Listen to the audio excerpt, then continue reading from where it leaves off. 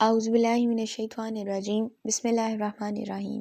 رب اشرح لی صدری ویسر لی امری واحلل عقدۃ من لسانی یفقہوا قولی فالحمد للہ والصلاۃ والسلام علی رسول اللہ وعلی آلہ وصحبہ اجمعین ثم اما بعد رب یسر ولا تعسر وتمم بالخیر آمین یا رب العالمین۔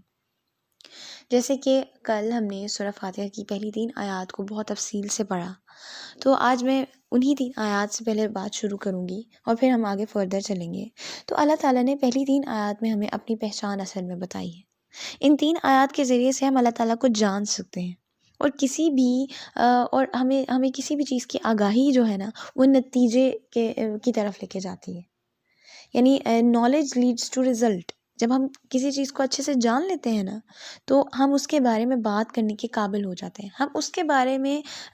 فیصلہ کرنے کے قابل ہو جاتے ہیں، اس کے بارے میں رزلٹس کنکلوژن نکالنے کے قابل ہو جاتے ہیں۔ تو پہلی 3 آیات جو ہیں الحمدللہ رب العالمین الرحمن الرحیم مالک یوم الدین، یہ جو 3 آیات ہیں یہ ہمیں کس طرف لے کے جا رہی ہیں؟ ایاک نعبد، کہ ہم خاص تیری عبادت کرتے ہیں۔ اس میں ہم کہتے ہیں ایاک نعبد میں کہ ہم اپنے آپ کو اللہ تعالیٰ آپ کے آگے جھکانے لگے، ہم تیار ہیں۔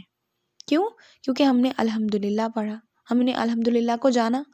ہم نے رب العالمین کو جانا۔ یہ بھی نہیں کافی، پھر ہم نے الرحمن کو جانا، پھر یہ بھی نہیں کافی تو پھر الرحیم کو جانا، پھر ہم نے یہ بھی جان لیا کہ وہ مالک ہے آخرت کے دن کا، یوم الدین۔ تو ان سب کے بعد ہم یہ کہتے ہیں کہ اے اللہ تو نے مجھے اتنی وجوہات دی ہیں تو میں تیار ہوں کہ میں تیرے سامنے اب جھکوں۔ اب یہاں اللہ تعالیٰ نے اعبدو نہیں کہا کہ بھئی تم میری عبادت کرو، کمینڈ نہیں دی، ہمیں حکم نہیں دیا،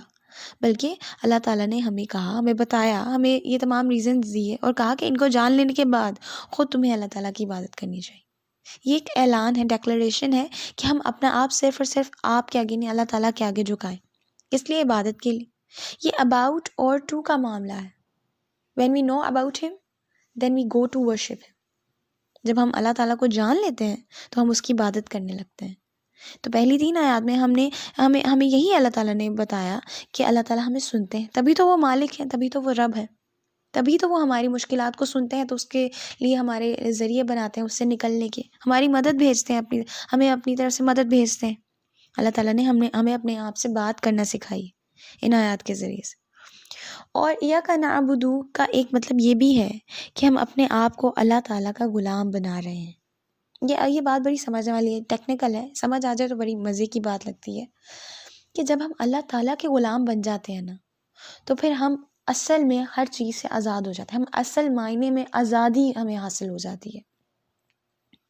اور اگر ہم اللہ تعالیٰ کے غلام نہیں بنتے بلکہ اپنی خواہشات کے، دنیا کے غلام بن جاتے ہیں تو پھر ہم حقیقی معنوں میں غلام ہیں،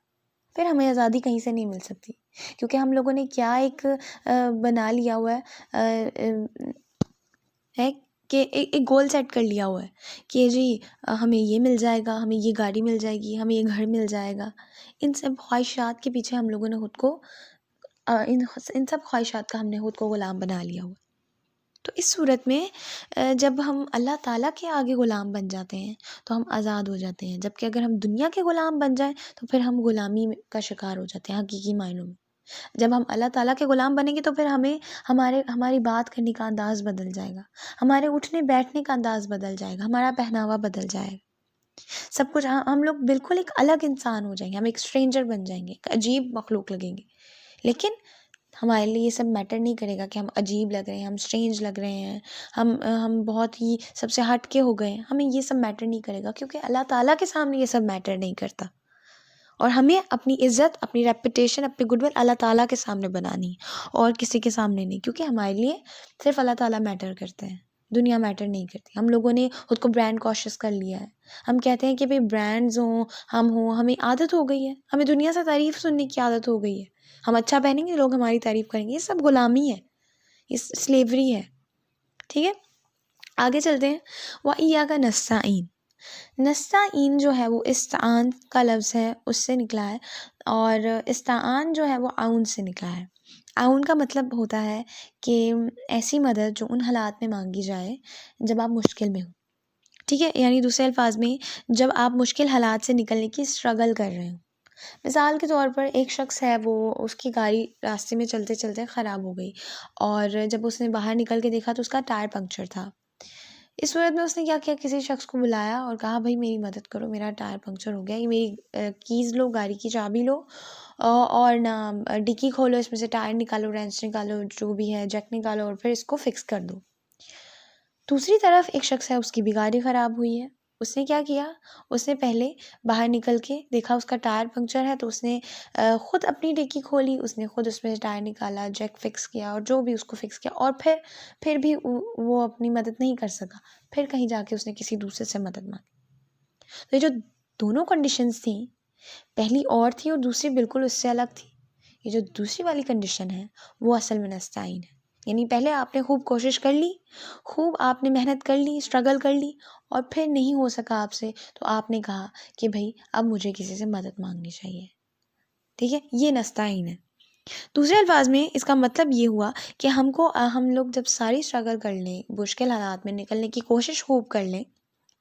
تو پھر ہمیں کیا،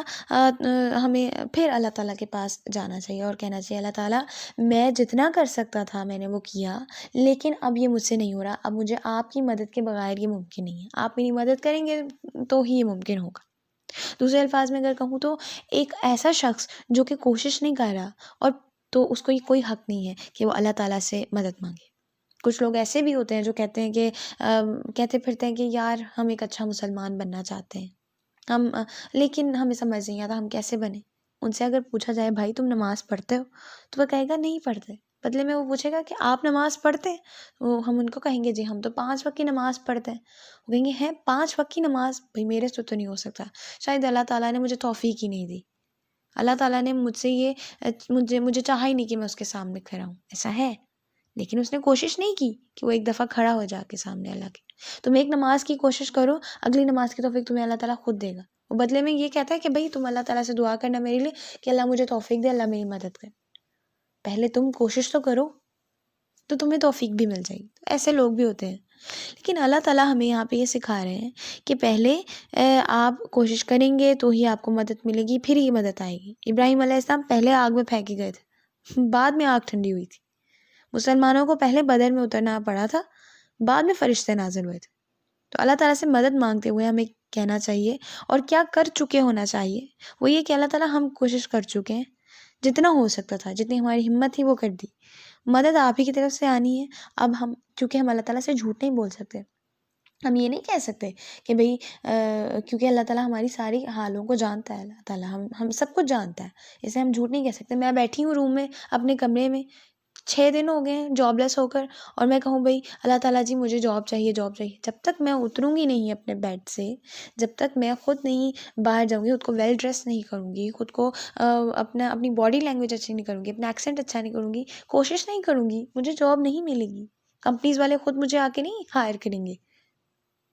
پہلے مجھے کوشش کرنی پڑے گی، پھر ہی میں کہیں جا کے جاب کروں گی۔ اوکے، تو آخری بات جو میں کروں گی وہ یہ ہے کہ ہم یہ سیکوینس کیوں لے کے چلیں، ہم جیسے کہ کہتے ہیں کہ ایاک نعبد و ایاک نستعین، کہ ہم خاص سے ہی عبادت کرتے ہیں اور خاص تجھی سے مدد چاہتے ہیں، تو یہ سیکوینس کیوں ہے، پہلے عبادت کا ذکر کیوں، اور ہم پہلے کیوں عبادت کا ذکر کریں اور پہلے جو ہے وہ مدد چاہنے کا ذکر کیوں نہ کریں، تو اور اس کے کیا فائدے ہیں، تو یہ ذکر کرتے ہیں کہ ایسا کیوں ہے، ایسا سیکوینس کیوں دیا گیا ہے۔